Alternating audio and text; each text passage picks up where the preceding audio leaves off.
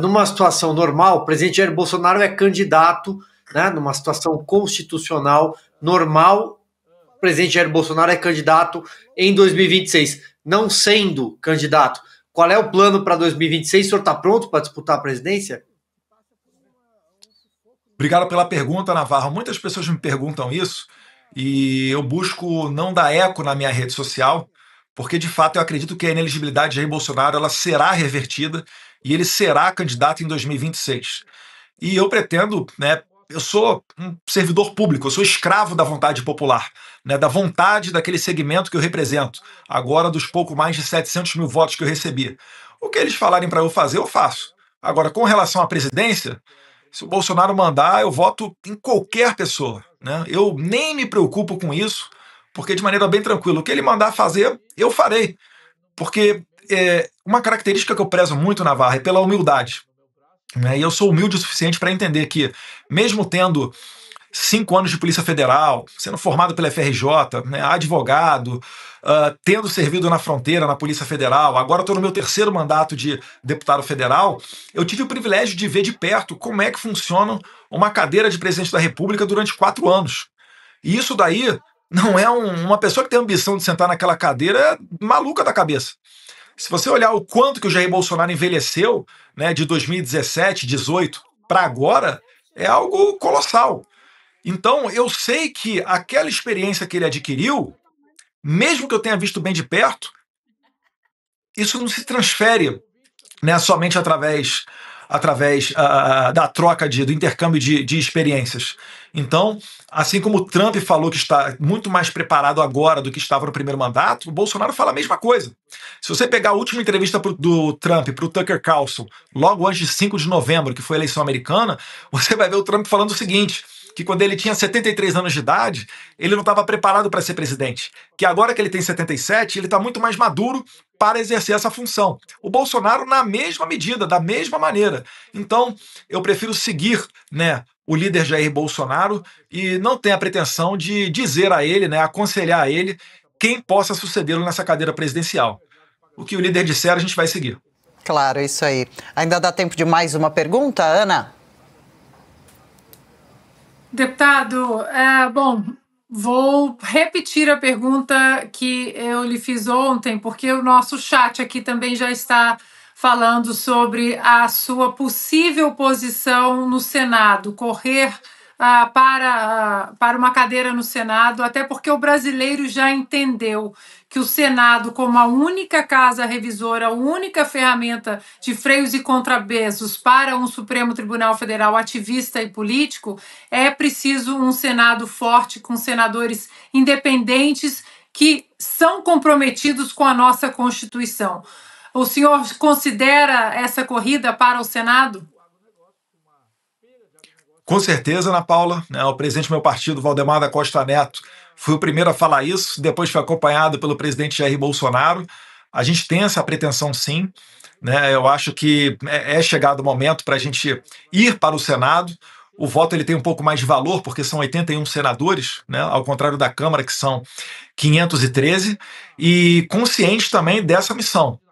Eu, inclusive, nunca escondi de ninguém que, se dependesse do meu voto, eu votaria pelo impeachment do ministro Alexandre de Moraes por uma questão de justiça, né? Eu lamento que hoje em dia a gente não tenha, né, nos freios e contrapesos que você bem citou, a oportunidade de fazê-lo. Mas, Deus quiser, em 2026 a gente consegue.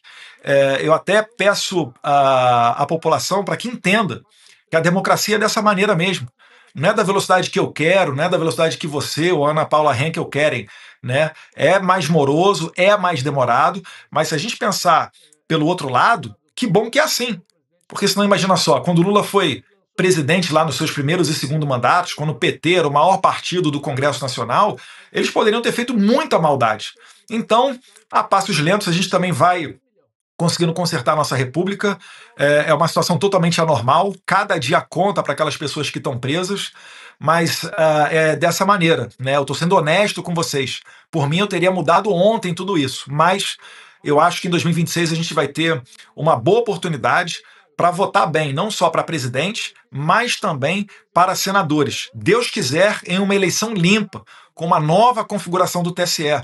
onde o presidente não será mais Alexandre de Moraes, como foi em 2022, mas será o Cássio Nunes, com o vice-presidente André Mendonça, e o terceiro do STF, que vai participar do TSE, né, dos 7 ministros que compõem o TSE, será o Dias Toffoli, que eu não identifico como sendo uma pessoa ideológica. Você pode discordar dele, eu também discordo em várias oportunidades, é da democracia, mas ele não é uma pessoa comprometida com a esquerda. Isso eu posso dizer. Então vai ser uma composição muito mais balanceada e eu espero que o TSE traga novidades para a gente ter eleições limpas, transparentes e justas. O que não pode entender, finalizando, né, como saudável, é fazer o que o ministro Luiz Roberto Barroso fez, né, de entrar no Congresso Nacional, conversar com 11 presidentes de partido a portas fechadas e depois dessa reunião todos eles saírem dela sendo contrários ao voto impresso. Lembrando, né, que é o STF que julga os deputados e senadores por eventual cometimento de crime. Pois é. Mais uma participação, Piotr? 104 mil telas com a gente, hein? Deputado, só para aproveitar esse ponto, claro que nós temos 2026, isso pode mudar a configuração do Senado, a tendência é essa e, claro, a relação pode ser outra, mas até 2026 não há mais nada a fazer. Eu estou falando do ponto de vista de discussão de bastidor, que acontece em Brasília. O Supremo hoje é um órgão político, ele se transformou nisso por livre e espontânea escolha, o que é lamentável, que não é esse o papel a ele dado pela Constituição. Mas o Congresso tem falado, por exemplo, não há divergência dentre os ministros do Supremo que possa pelo menos colocar, tornar público esse tipo de absurdo que está acontecendo hoje no país, dessa invasão de prerrogativas pelo Supremo, invasão de prerrogativas do Congresso Nacional, sobretudo da Câmara. O senhor agora, por exemplo, vive uma ameaça de ter o passaporte apreendido por uma decisão de ministro Supremo sem nenhum amparo, não se tem nenhuma lógica para que isso ocorra. Aliás, o movimento já é estranho, ainda mais nesse momento o senhor já se debruçou e já explicou vários pontos.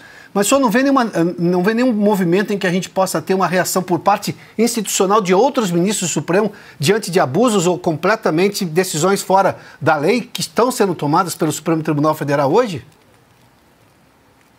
Com relação ao impeachment, eu sou pouco crente de que possa ir adiante, né? Principalmente por conta dessa composição do Senado. Agora, pode ter certeza, os parlamentares discutem isso a todo tempo, né? A gente teve alguns avanços, a Carol Detona, enquanto presidente da CCJ, né, deputada federal do nosso partido de Santa Catarina, ela colocou adiante PEC para limitar poderes do STF.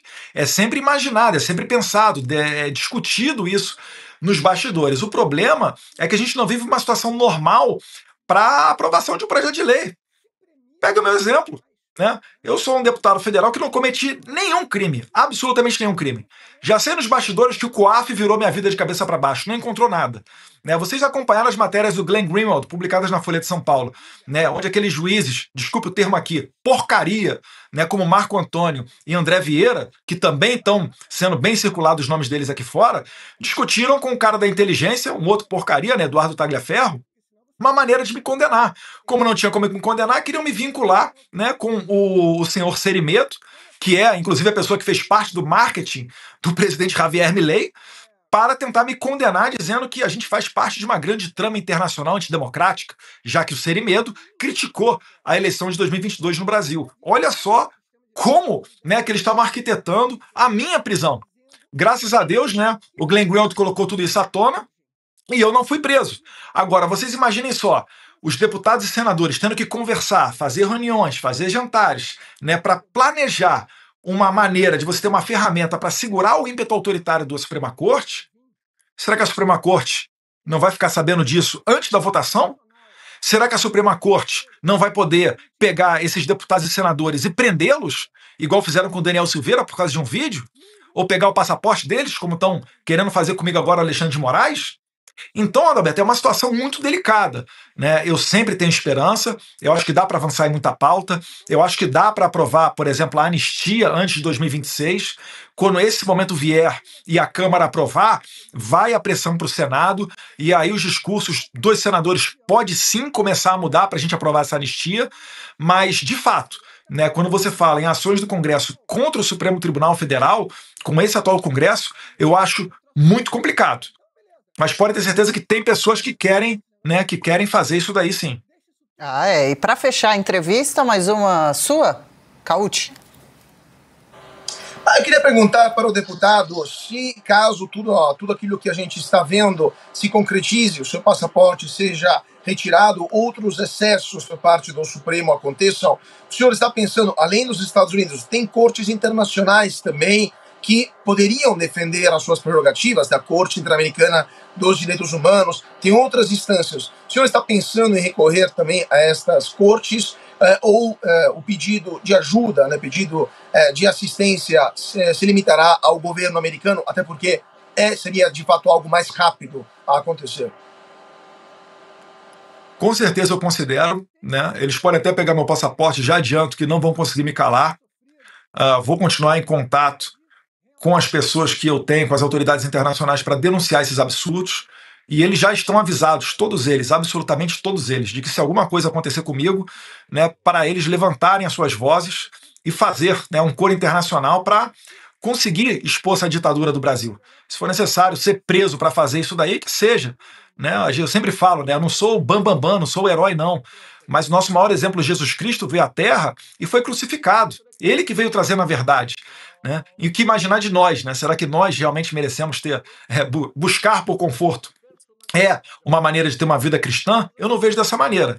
Então eles podem tentar, sim, fazer essas atrocidades contra mim, né? A autoridade de fora dos Estados Unidos já estão cientes, e entrar em tribunais internacionais, isso já está sendo feito. Né? O advogado Daniel Silveira entrou na Corte Interamericana de Direitos Humanos da OEA. A gente teve recentemente a vinda do Pedro Vaca, que é o relator para a liberdade de expressão da OEA, graças a essa pressão que começou lá atrás, há quase 2 anos atrás, com a deputada Carla Zambelli, né, que depois tentou voltar à OEA e estava sem o seu passaporte. Então, tudo isso daí já está acontecendo. O problema é que, na maioria dessas cortes, né, em Haia, na OEA, né, ou em São José, na Costa Rica, na comissão ou na corte, é exigido como requisito você esgotar as vias judiciais normais do país para que daí então, com trânsito em julgado, você recorra a esses tribunais internacionais. Né? Então, vamos ver como é que vai se desenrolar tudo isso. Mais uma vez, eu espero que o Brasil não chegue a esse ponto, mas se chegar, haverá, né, a equiparação oficial do Brasil igual às autoridades da Venezuela, do regime da narcoditadura de Nicolás Maduro.